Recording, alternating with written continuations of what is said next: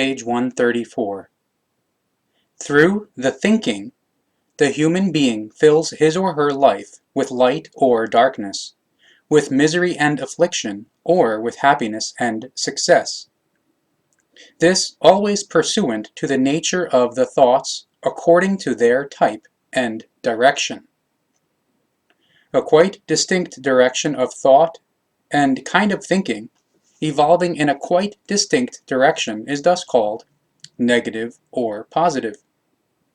Every thought attracts exactly what it sends out as power, negative or positive, exactly like a metal magnet which attracts only metal. Thus the same kind, with the distinction that the same kind must be poled differently. When the human being turns inward towards his or her thinking and its power, most of the sorrowful and self-depressing experiences become unnecessary for the life. When the human being connects with their own thoughts in good form, then their power increases immeasurably, and they raise themselves far above all influences and mights of the bodily and material world.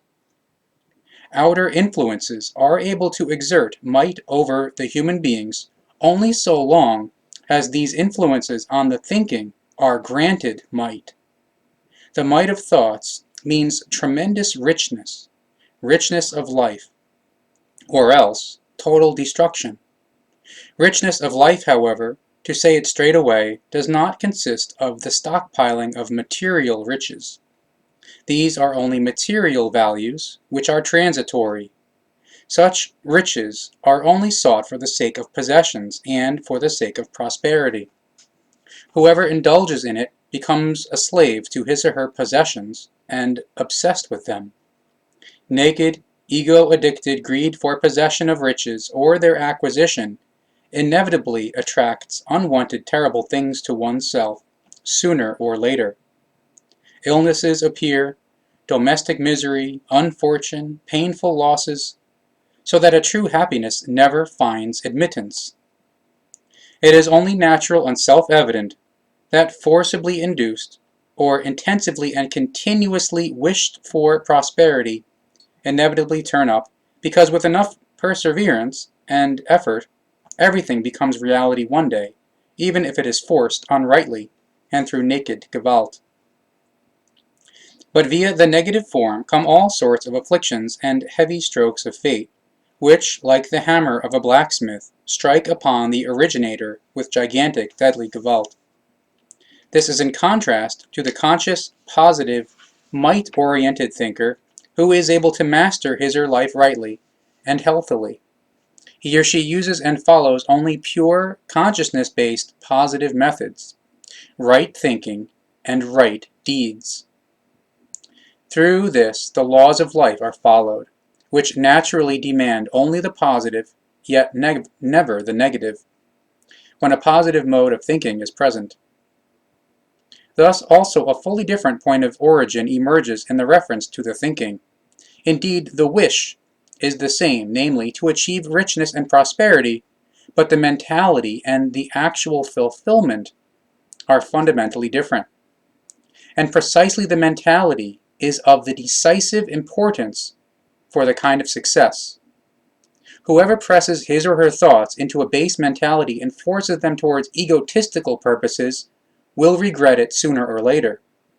Consciousness-based, physical and psychical Gewalt, consciousness-based deterioration and false thinking can never remain unpunished. They inevitably demand their tribute, and this only in the form of all imaginable terrible things that reach up to the complete self-destruction. Remorse and cognition then unfortunately come too late. Should a wish of any kind become realized, then the harmony of the consciousness must first be produced through a right and healthy mode of thinking. Only in this way, that which is sought after is then able to become carefree reality without hindrance and bitterness. It must be clear that the consciousness itself, as is the spirit in the first place, is neither good nor evil, but is fully neutral positive and thus equalized. Primarily through the thinking process, it is filled with knowledge, cognitions, and ability, in which case, through the kind of thinking, positive or negative, the corresponding sense, character, and entire imprint emerge. This is how the consciousness aligns itself exactly to the kind of thinking and creates positive, negative, or neutral positive, good or evil, happiness or unhappiness, health or illness, approval or disapproval, etc. The consciousness is the actual motor which develops, releases, and brings into the application the tremendous power which influences and brings about everything, according to the mode of thinking. The consciousness and its gigantic power embodies the will, which originates through the thinking, is radiated out, and as an invisible might, fills the thinker, himself or herself, and their environment with affirmative or deadly destructive life. The spirit itself and its tremendous power indeed embody the actual life power, from which the material consciousness also receives the necessary power. However, everything is influenced by the thinking of the consciousness, which turns out positive or negative. In other words, it therefore means that the power, which through false thinking results in negative doings, deeds, illness, and terrible things, etc., is the same power which, as a result of right thinking, creates right doings, deeds, happiness, success, health, and everything good. So, therefore, no difference lies in the power of the consciousness itself, but only in the kind of thinking, through which activity, the positive or negative, emerges. That implies that the fact of vital importance is that the thoughts and the kind of thinking become mastered and trained to think only good, through which the consciousness-based power is able to bring forth only good.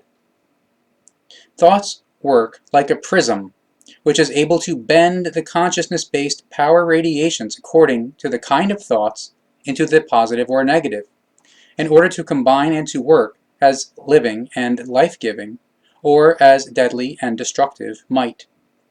So it only depends on the thinking as to what will become of a human being's life. Every success or failure is brought about by the mode of thinking. Every success breaks down sooner or later and is unstable if it is built upon the uncertain basis of the false thinking.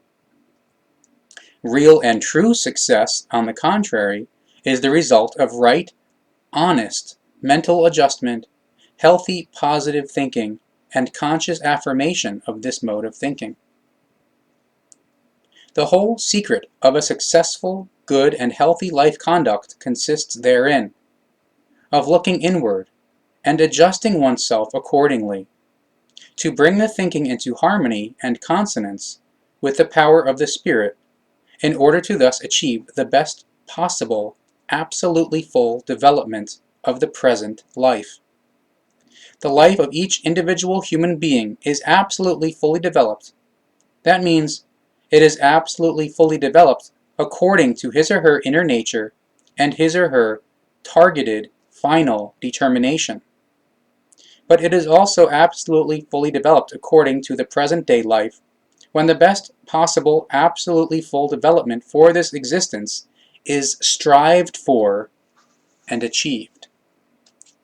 But solely with the attainment of this life goal, all is not done, since in addition to this task, the individual human being is still obliged to also bring his or her inner attained absolutely full development to the external manifestation, through which, logically, the environment is also influenced and gains benefit.